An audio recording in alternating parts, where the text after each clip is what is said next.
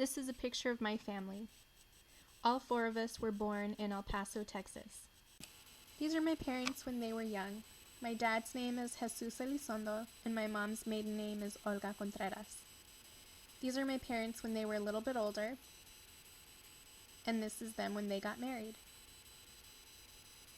Now these are my parents with their parents, my grandparents, and we're only going to focus on my mom's side, which is the Contreras side of the family.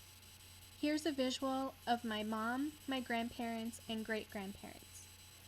I grew up calling my grandpa Abuelito Papa, but his name is Pablo Contreras. And I grew up calling my grandma Abuelita, but her maiden name is Maria Rosario Olivas. My abuelita was born in Fabens, Texas, which is right outside of El Paso. It's point A in the picture.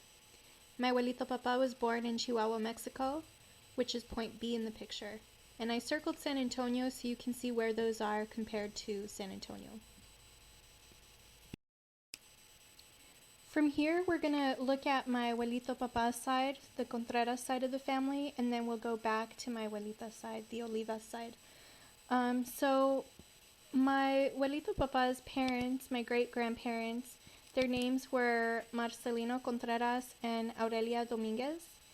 And they had 10 kids, and I highlighted my grandpa, my abuelito Papa, and my mom and her siblings.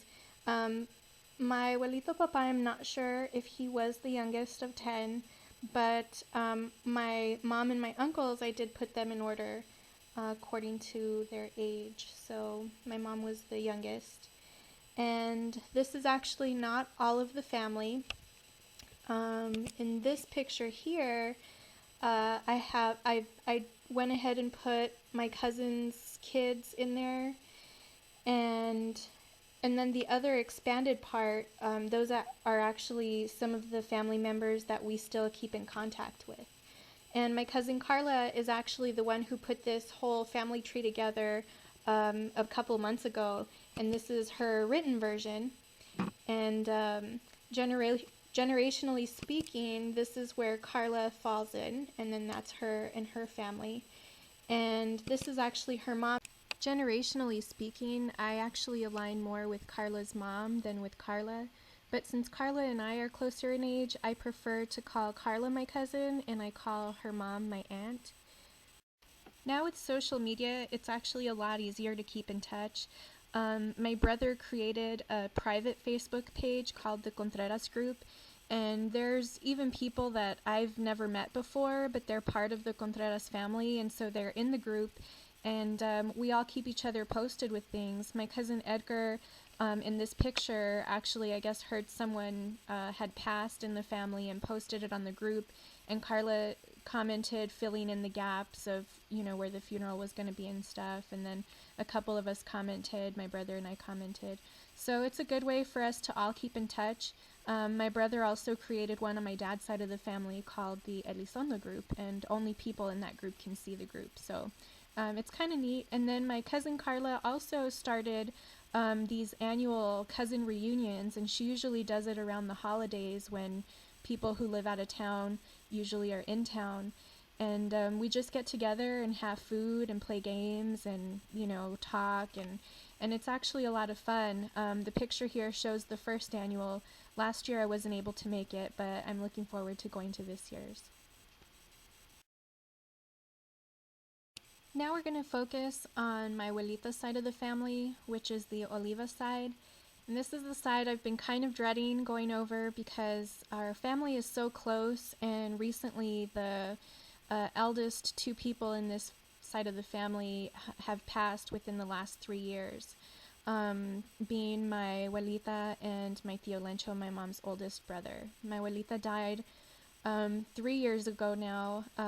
She actually had a heart attack the day after her 87th birthday, and we were there on her birthday, and it was just really hard. A week later we were at her funeral and stuff, and it's been hard. We were so close to her. We visited her once a week growing up, and my tío Lencho kind of took on her role when she passed, and he had been battling liver cancer for the last 8 years or so, and he was in remission for a while, and then all of a sudden kind of took a downward spiral, and he passed the weekend before Thanksgiving last semester for me, and it was pretty tough.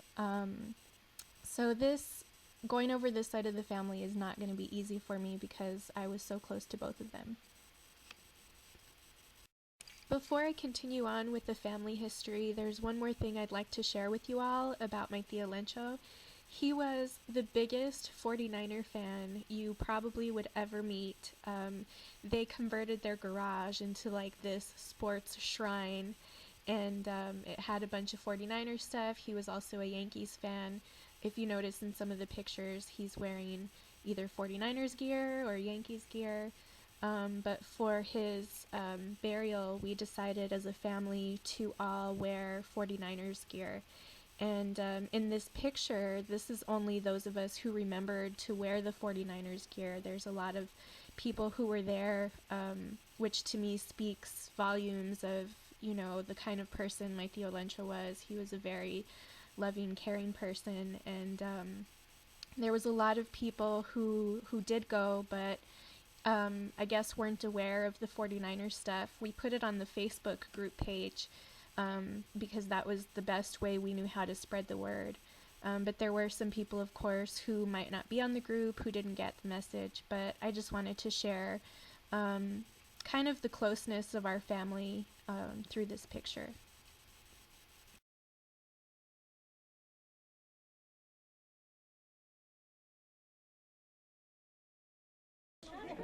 Well, the loss of a loved one and a popular Christmas tradition in this borderland is bringing a family together tonight. KDBC4 News reporter Ramon Herrera has more. One of the biggest traditions for families here in the borderland is making tamales on Christmas Eve. But for the Contreras family, making tamales this year means so much more. The Contreras family has been making Christmas tamales for more than 40 years. We get together, all our family, my brothers and my sister, and nephews, grandkids, and all our family, the Contreras family, and this is basically what we do, always on the 24th. Somos Mexicanos, y that's the tradition. This year, the family is making tamales in honor of their grandmother, Maria Rosario Contreras. She died from a heart attack earlier this year, a week after her 87th birthday.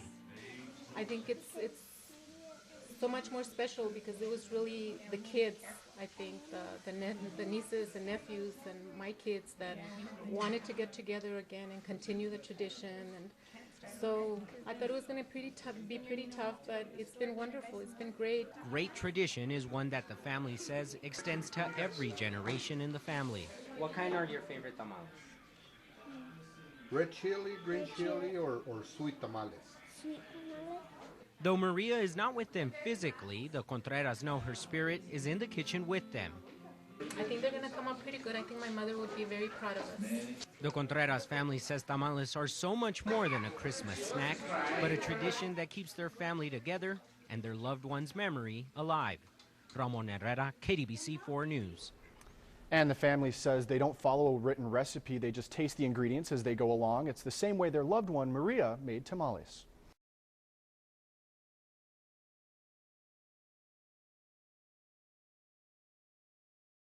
This is my great-grandma Felicitas. She was my abuelita's mom. She was originally born in Deming, New Mexico. She was married to Pedro Olivas, who was born in Chihuahua, Mexico. And in red, I highlighted my grandma's name, and then under that is the same thing that you saw before, my mom, my uncles, my cousins, and their kids. And this is in order according to their age, to the best of my uncle's knowledge. My uncle is the one who told me their age order. And my cousin Erica actually named her daughter Felicity after my great-grandma Felicitas. And here's another picture of Felicity. And then this is actually a picture of my abuelita and her brother. We all pretty much call him Tío Esteban. And on the family tree, this is where he falls in. And this is his family, his kids, grandkids, great grandkids. In the middle is my abuelita. This was actually her 86th birthday. We had a big bash for her. We rented a hall, had music, and his side of the family came, and then we call her my tia Licha. She's the one circled in this picture. She's my abuelita's sister, and she was also there, and some of her kids and grandkids and great grandkids were there.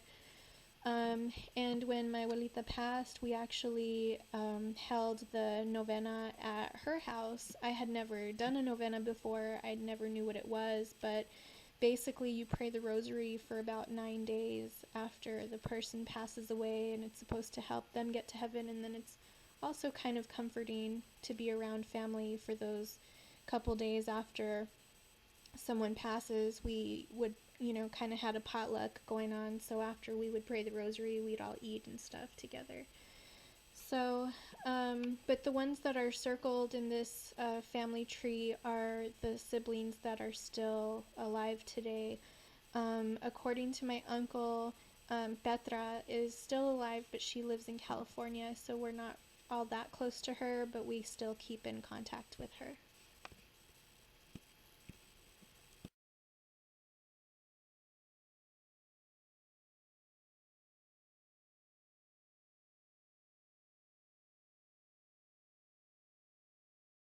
This is a picture of me as a baby with a woman named Angelica, who was originally born in Guadalajara, Mexico. She originally left Mexico because she found out she was pregnant and had a very strict father. And she was a chef at a restaurant or a hotel in Mexico, and told her father that she had been transferred to a hotel in California. Meanwhile, when I was born, my parents both worked, and they were looking for someone who might be able to take care of me, and somehow my abuelita found out about Angelica and told my mom about her. They interviewed her. She did end up taking care of me for about my first year of life.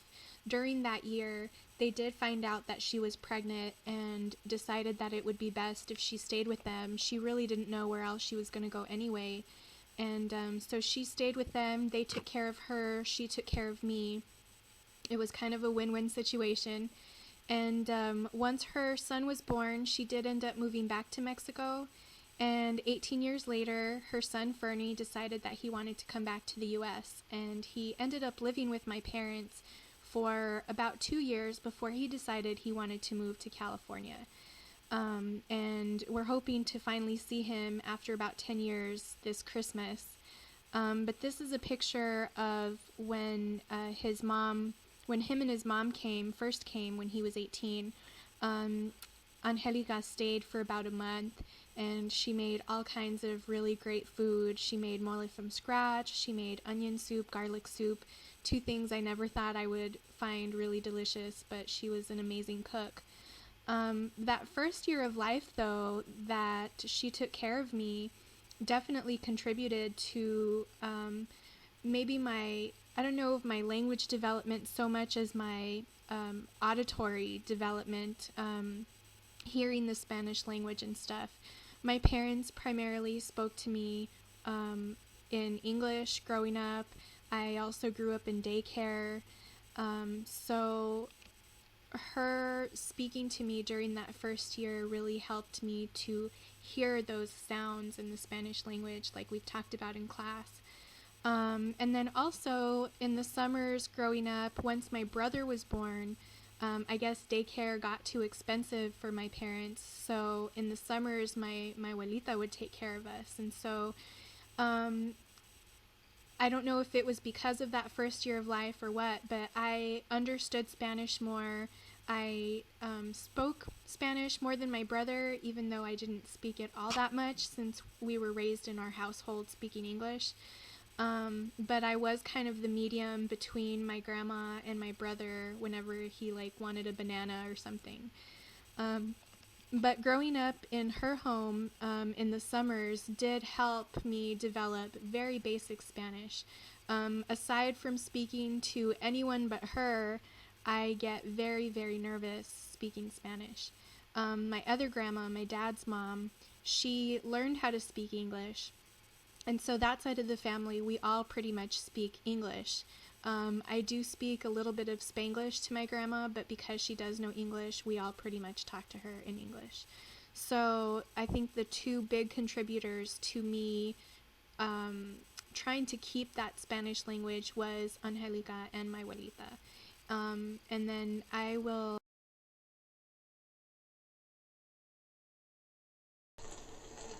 How did language influence you to have us speak only English in our household? Well, I grew up in a Spanish-speaking household, only Spanish. And when I started elementary school, I really didn't speak any English at all. So I had to start from the beginning, and it felt a little awkward sometimes, not knowing what some of the teachers were saying. There were some Spanish-speaking teachers, thank goodness, but there were also some teachers that didn't speak any Spanish. So right now, I really don't recall struggling an awful lot. I think it's one of those things you either sink or swim, and I guess I decided to swim, so I learned it gradually.